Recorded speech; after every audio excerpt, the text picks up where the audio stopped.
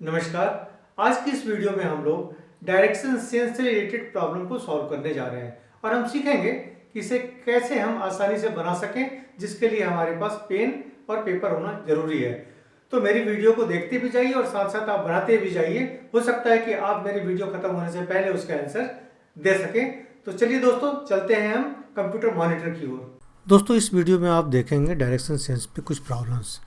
पहला प्रॉब्लम लेते हैं हम। Sundar runs 20 metre towards east and turn to right and run 10 metre. Then he turns to the right and run 9 metre. Again he turns to the right and run 5 metre.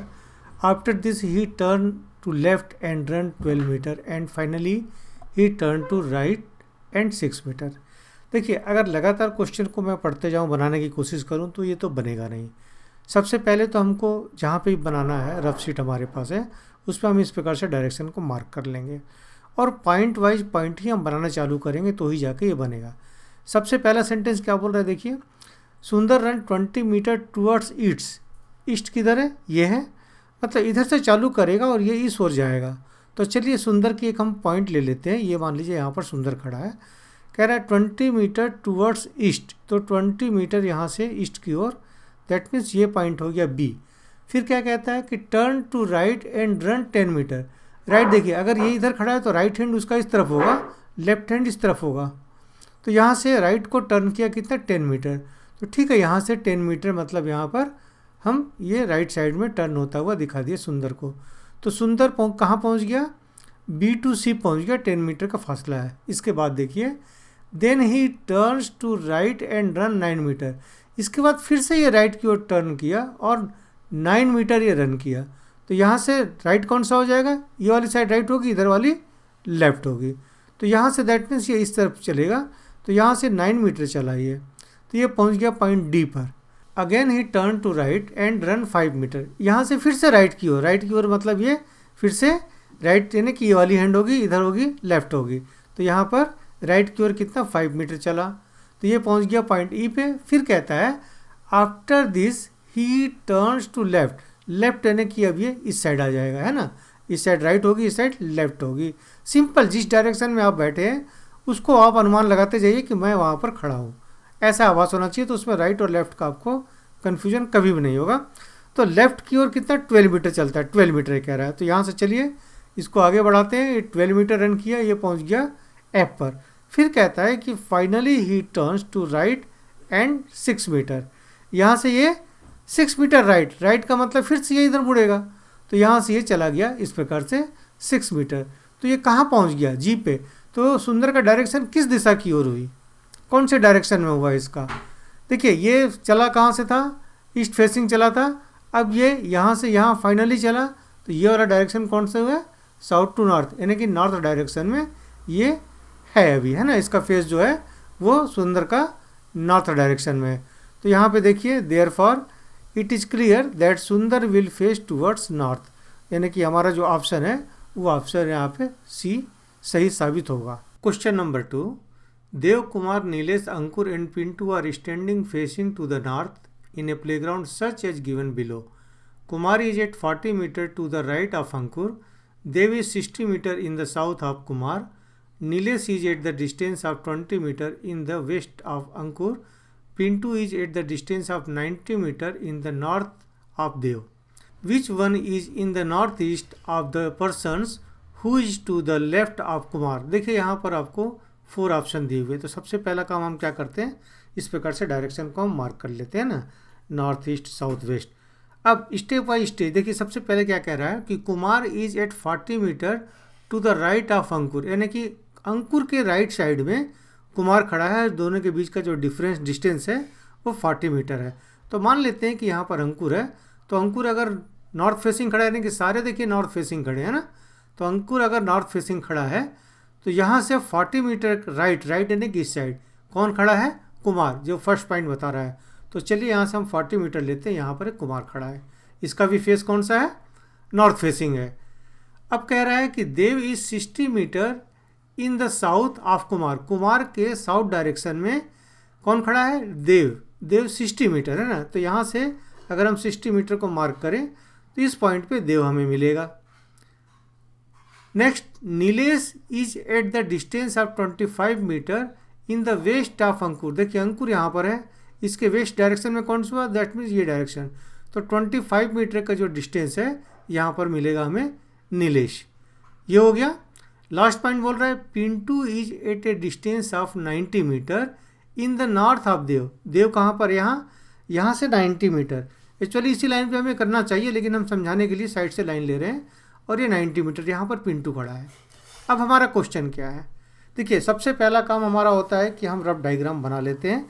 अब question को समझेंगे, direct question को आप समझेंगे तो हो सकता है आप गलती कर दें, तो बेटर है कि जो भी इन्फॉर्मेशन दिया हुआ है उससे रिलेटेड आपको एक डायग्राम यहाँ पर बना लेना है, वो भी रफ तरीके से। ज़रूरी नहीं है कि आप स्केल से मार्क करें। अब क्वेश्चन पे आते हैं।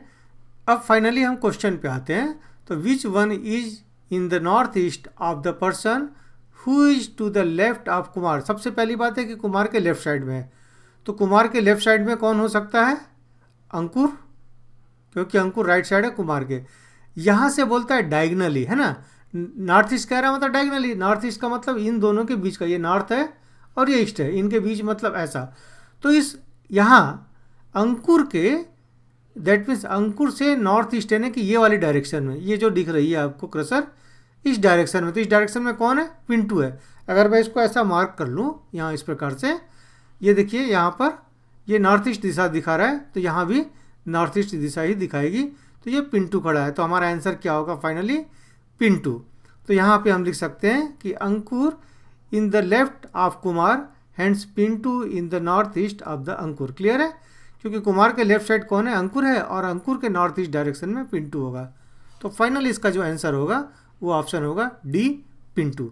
इस प्रकार से प्रॉब्लम नंबर 2 को भी हमने सॉल्व किया। क्वेश्चन नंबर 3, इसमें भी डायरेक्शन दिया हुआ है। The question is based on the following information. Information number 1 है 6 flat on a floor in 2 rows facing north and south are allotted to P, Q, R, S, T and U. Second, Q gets a north facing flats and is not next to X. S and U get diagonally opposite flats. R next to U get a south facing flat and T gets north facing flat. Whose flats is between Q and S? T, U, R, P. इनमें से कोई भी एक होगा किसके, between Q and S के। तो सबसे पहला काम जो करते आए हैं, हमने ये डायरेक्शन को इस प्रकार से दिखाया। तो कहता है कि 6 फ्लैट है फ्लोर में, 2 rows facing north and south. That means 3 flat मान लीजिए कि वो नॉर्थ फेसिंग है और 3 जो है वो साउथ फेसिंग है। ये हम एज्यूम करते हैं, ज़रूरी नहीं कि ऐसा होगा, लेकिन चलिए हम एज्यूम कर लेते हैं। तो यहाँ पर देखिए 3 फ्लैट है, ये है नॉर्थ फेसिंग, डायरेक्शन नॉर्थ की ओर जा रहा है ना, नॉर्थ ये, और उसके बाद इधर भी 3 हम ले लेते हैं जो ये फ्लैट्स है, वो कौन सी फेसिंग है, साउथ फेसिंग है। अब नेक्स्ट पॉइंट देखिए, Q gets a north facing flat and is not next to S। तो यहाँ पर मान लीजिए Q को अगर हम यहाँ मान लेते हैं, तो कह रहा है कि Q गेट्स नॉर्थ फेसिंग है, ठीक है, flat and is not next to S। तो S के बाद वाला जस्ट वो नहीं है, इसका मतलब है कि S कहाँ होगा, इससे दूर होगा, जस्ट नेक्स्ट वाला नहीं होगा। तो यहाँ हम लिख सकते हैं S। Next step, S and U get diagonally opposite flat. देखिए डायगनली, S का डायगनली तो ये भी होगा, लेकिन अगर ये मान लीजिए एक रेक्टेंगल फॉर्म इसको हम बना दें, समझ लें कि रेक्टेंगल शेप में है, उस कंडीशन में इस S का डायगनल ये ना होकर के ये होगा। क्लियर, अगर ये नहीं होता तो ये पॉइंट होती। तो S का डायगनली क्या कह रहा है, U है ना, तो यहाँ से हम एक डायगनल खींच देते हैं, और ये जो हमारा फ्लैट है ये U है। फिर कह रहा है R next to U, that means जो R है वो U के बाद है, तो U के बाद मतलब R यहाँ पर होगा। Gets a south facing flat and T gets north facing flat. अब देखिए यहाँ पे Q हो गया नॉर्थ फेसिंग है, S नॉर्थ फेसिंग हो गया, तो बचा क्या हमारे पास, एक ये बचा जो नॉर्थ फेसिंग होगा, तो ये पॉइंट होगा हमारा T। अब हमारा बचा क्या, Q P बच गया ना, तो इसे हम P यहाँ लिख सकते हैं कि इसके बारे में कोई उल्लेख नहीं है, लिखने की ज़रूरत भी नहीं है, लेकिन चूंकि यहाँ पर 6 फ्लैट का नाम दिया हुआ है तो हम इसको P लिख सकते हैं, बट ज़रूरत नहीं है, मैं फिर से कह रहा हूँ। अब क्वेश्चन पे आते हैं, which flat is between Q and S। तो यहाँ क्लियर दिख रहा है Q और S के बीच में कौन सा फ्लैट है, यहाँ पर T है। तो इसका हम आंसर लिख सकते हैं hence flat T is between Q and S. तो हमारा जो आंसर होगा टी कहाँ पर है, ऑप्शन ए। तो राइट आंसर हमारा ऑप्शन ए होगा। इस प्रकार से क्वेश्चन नंबर 3 भी यहाँ समाप्त होता है। Question number 4, direction. The question is based on following information: a tree, mango, गवावा, papaya, pomegranate, lemon, banana, raspberry and apples are in 2 rows, 4 in each facing north and south. इसमें 3 direction दिया हुआ है। Lemon is between mango and apple but just opposite to guava. Banana is at one end of the line and just next in the right of guava, और either banana tree in just after guava tree. Number 3, raspberry tree which at one end of a line just diagonally opposite to the mango tree। ठीक है, देखिए अगर लगातार problem पढ़ेंगे तो आपको समझ में नहीं आएगा, तो बेटर है कि स्टेप बाय स्टेप ही हम पढ़ें। और जो क्वेश्चन पूछ रहा है आपसे, which tree is just opposite to banana tree, हमें फाइनली इसका जवाब देना है कि कौन सा ट्री जो है वो अपोजिट टू बनाना ट्री के हैं। यहाँ पर पहले हम यहाँ पर डायरेक्शन लिख लेते हैं जैसा कि अभी तक हम लोग करते आए हैं। और जो पहला पॉइंट कह रहा है कि ये 2 रो में है और 2 रो में 4 ईच, यानी कि दोनों डायरेक्शन में, साउथ फेसिंग नॉर्थ फेसिंग में 4 ट्री यहाँ लगे हुए हैं। तो यहाँ पर मान लीजिए कि ये नॉर्थ फेसिंग के 4 ट्री हैं और यहाँ पर ये साउथ फेसिंग के 4 ट्री हैं। पहला पॉइंट कह रहा है कि lemon is between mango and apple but just opposite to गवावा।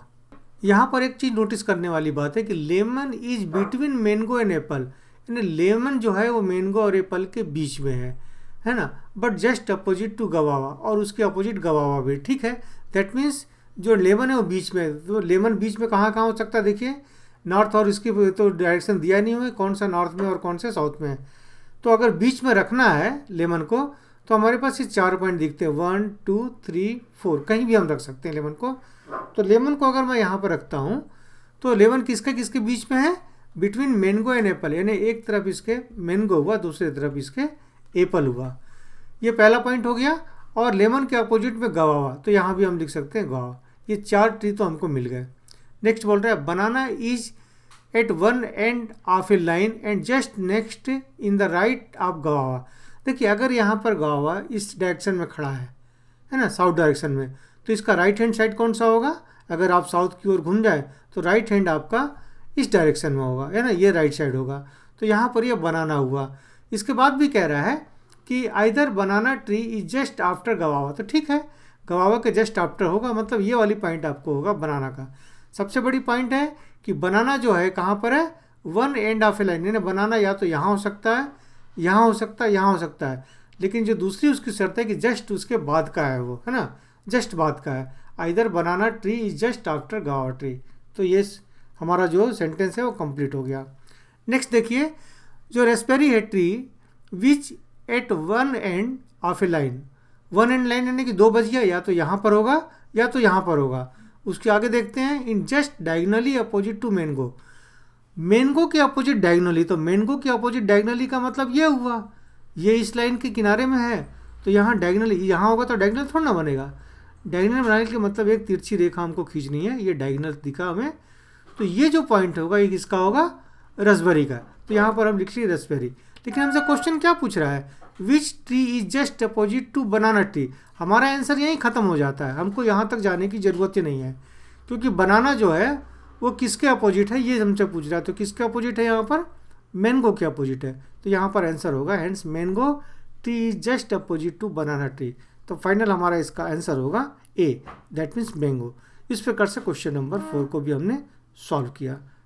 Question number 5, the question is based on the following information: A has B means B is at 1 meter to the right of A $B means B is at 1 meter to the north of A star B means B is at 1 meter to the left of A has at the rate B means B is at 1 meter to the south of A.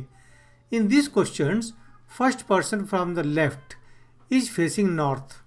इसमें कह रहा है कि जो पहला person है उसका facing किधर है, नॉर्थ में, लेकिन वो लेफ्ट में खड़ा है। ठीक है, तो according to P hash $A star U, in which direction is U with respect to P। P के रिस्पेक्ट में यू किस डायरेक्शन में है ये हमको बताना है, ईस्ट वेस्ट नॉर्थ या साउथ। सबसे पहले डायरेक्शन को मार्क कर लेते हैं, north east south and west. अब अकॉर्डिंग टू क्वेश्चन पी, तो पी क्या है? पहली बात कह रहा है कि जो पर्सन हमको लेना है वो नॉर्थ फेसिंग है, तो मान लीजिए पी पॉइंट यहाँ पर है। अब P हैश R, देखिए अगर A हैश B है means B is 1 metre to the right of A, तो P के राइट में कौन सा है? P का राइट साइड ये होगा, तो यहाँ से 1 मीटर की दूरी पे क्या होना चाहिए? हमारे सामने R होना चाहिए, तो ये हो गया R। फिर second point R dollar A, तो देखिए A डॉलर B का मतलब B is at 1 metre to the north of A, मतलब यहाँ से ये जो R से A का क्या है? नॉर्थ पोजीशन में है और डिस्टेंस बता रहा है यहाँ पर 1 मीटर। ये क्लियर? सेकंड पॉइंट भी। तो यहाँ पर अब आता है A star U। A star U, देखिए स्टार वाली मतलब क्या निकल रही है?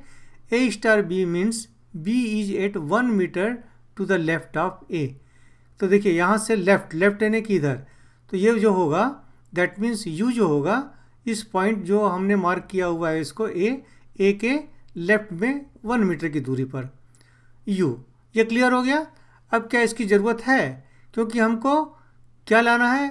U with respect to P, तो U भी मिल गया P भी मिल गया, तो बाकी चीज़ की हमें ज़रूरत नहीं है। तो यहाँ देखिए P से किस डायरेक्शन में है U? ये P है, U है, दैट मीन्स ये नॉर्थ डायरेक्शन में है ना, ये हम कह सकते हैं कि नॉर्थ डायरेक्शन में है। तो इसका आंसर हमें मिला, hence U is in north direction with respect to P। Finally answer हम यहाँ पे मार्क कर सकते हैं नॉर्थ डायरेक्शन। दोस्तों इस प्रकार से हमने इस वीडियो में 5 प्रॉब्लम को सॉल्व किया जो अलग अलग टाइप्स के थे। इसके साथ हम आपको असाइनमेंट भी दे रहे हैं जो आप हमारी वेबसाइट में जाके देख सकते हैं। फिलहाल ये फ्री है, लेकिन इसके बाद की जो भी वीडियो आएंगे ये वही स्टूडेंट देख पाएंगे जो हमारे यहाँ से पैकेज लिए हैं। उनके लिए जो भी हम बनाएंगे वो वीडियो एंड असाइनमेंट उनके लिए फ्री होगा। तो आप भी फिलहाल तो ये वीडियो देखिए और समझने की कोशिश कीजिए और हमें बताइए कि इसको समझने में आपको क्या क्या प्रॉब्लम जा रही है। तो थैंक यू दोस्तों।